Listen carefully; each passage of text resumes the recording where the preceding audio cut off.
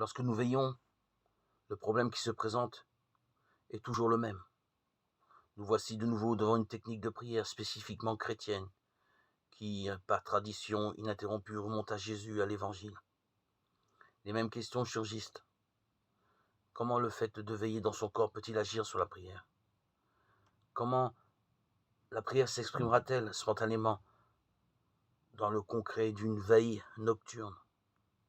Des réponses très simples se présentent d'emblée, mais qui ne suffisent pas car elles touchent à peine au mystère chrétien de la veille.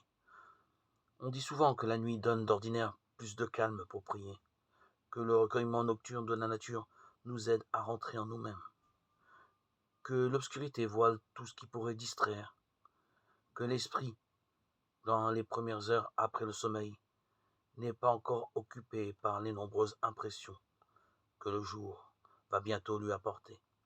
Ces raisons ont leur valeur, certes, un peu comme le célibat dispense de nombreux soucis, comme la solitude porte normalement au repos intérieur. Ces motifs s'arrêtent cependant au seuil du mystère, car la spécificité chrétienne de l'ascèse exige que la technique, par la force de l'Esprit Saint, soit tout entière insérée dans la dynamique de Pâques.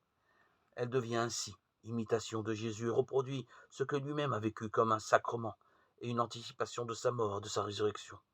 On comprend dès lors pourquoi une telle imitation ne peut être authentique que si l'effet naturel de la technique de prière se trouve entièrement assumé dans l'action de l'Esprit Saint lorsque l'on veille.